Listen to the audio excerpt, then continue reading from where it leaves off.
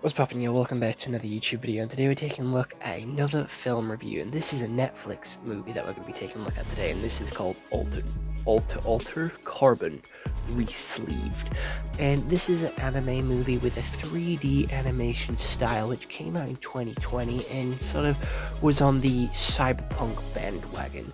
And I'm going to be honest, the cyberpunk bandwagon is fucking sick. I love cyberpunk. I love the whole theming behind it. The Cyberpunk 2077 game's mint, played it on the channel. Cyberpunk Edgerunners is mint. I've watched it, I've reviewed it on the channel, I've made some Lego customs, I've had some U2s and stuff like that. All really good franchises, all really good movies. So me going into watching this, I was very excited. It is on the shorter side of the movies, with it only being 1 hour and 24 minutes long. But I still had an absolute fucking blast watching this, because the world building is fucking great. But before we get into that, without any further delay, let's get into what Google has to say. So, it's a sci-fi action movie and has a 6.4 out of 10 IMDb and a 60% on Rotten Tomatoes. The reawakened Takeshi tries protecting a young tattooist while investigating the murder of the Yakuza's employer. With the help of Gina, a CTAC agent. So how the story actually goes is with this tattoo artist girl running away from the Yakuza because she has made these tattoos with a death sentence in them, and everyone has these chips in the back of their heads which basically let them change human bodies whenever they want, with their chip being their life, so they can just swap human bodies like sleeves. And Gina and our main guy, our brother and sister, but they don't know that yet, they've forgotten, and they're here. They both want this tattoo artist, they both want to investigate the Yakuza, so they go in pretending to be her bodyguard so she can continue to tattoo on the Yakuza as their changing leader. And this tattoo that she's drawing is very special because it can kill the person, and the leader of the Yakuza doesn't actually want to go through with this plan. He wants to keep being the leader, so he moves his chip into the younger one and just kills the younger one who's actually in his older body. And these two stop this. They find out his plan, they stop it, and they fight samurai ninjas, which is basically sick as fuck. Honestly, the mystery and the whole uncovering it is a lot more interesting than what I just explained, but I had to go over the story so you know what's happening in this movie, so I can go into my review of it.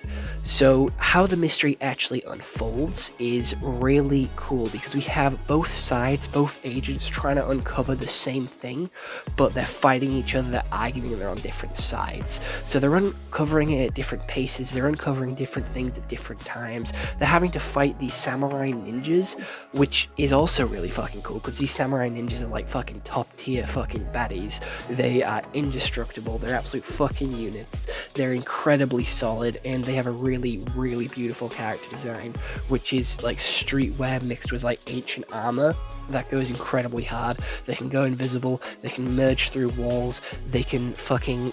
they're bulletproof. Honestly, they're fucking sick. They are the coolest fucking villain in any fucking series that I've ever seen. The main characters are also pretty cool as well. I like their story. However, their story isn't really fully explained, because Gina knows that he's like her brother, but she doesn't fucking say anything to him. She keeps it a secret, so it feels like a wasted plot potential. There's like...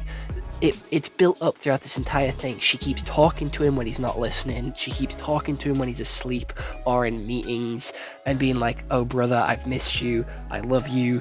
I'm glad that you're still alive. See you later, brother. I'll see you soon. Stay safe, brother." And he doesn't hear any of this shit, so it just feels pointless. They have just wasted so much time building up this plot point, but we do get to see it pay off slightly with her choosing to go against her government and protect the brother and the young girl, the young tattoo artist. But, like, tell him. I was expecting a happy conclusion where he finds out that Gina is his sister and they're gonna have a good family reunion, but they don't do that. She just fucking dips, and it's like, okay, cool, you risked your life to save him, but you didn't need to be brothers to do that. You could have fallen in love with him. You could have any other plot line could have been used in that situation. You built a connection with the kid. You didn't want to kill the kid anyway, because you liked the kid, you appreciated the kid, you felt bad for the kid. So you didn't need none of this extra motivation to protect the guy. Like, the kid liked the guy, so you want to keep that kid happy, you want to keep that kid safe. This extra plot line just wasn't needed, and really frustrated me because it was never sort of really resolved or answered in a very satisfying way.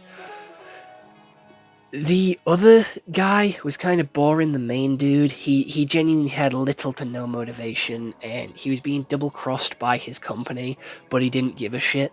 Like, he just kept doing it. He wanted to be free, he wanted to get out, but he would keep doing the jobs anyway, which I feel is, like, really stupid and really shit. It was quite boring, because it felt like he had no motivation or no real urge to leave the company that he was working for. It just kind of felt really lackluster, and I just wish he had more motivation or drive to try and get himself out of this really shitty situation that he was in. The villain was actually really fucking good. I wasn't expecting the plot twist that he was actually trying to stay head honcho of the business. I genuinely thought it was the younger one that wanted to sort of end this cycle and stay as this new vicious leader from the get-go. So I was really, really excited, and this plot twist really did get me, so that's really cool. Really exciting to see as well. The fight scenes were really cool.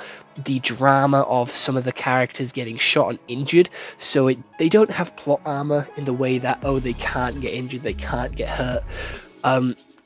They obviously have the plot armor to the fact that they can't die, but I really liked seeing them actually have consequences to some of their fights, which actually played out with them getting injured, them having to sit out of other fights, them not being able to be at their fullest, and having to sort of make these grand sacrifices to save each other and sort of get through this whole situation without losing the tattoo artist, which personally I think is really cool, really interesting. And the world building was really cool at the start, where it opened up with the girl running through all these side streets, setting up the Yakuza, setting up the two other companies which were trying to take down the Yakuza. It was all really well built up over time. It wasn't sort of rushed into anything.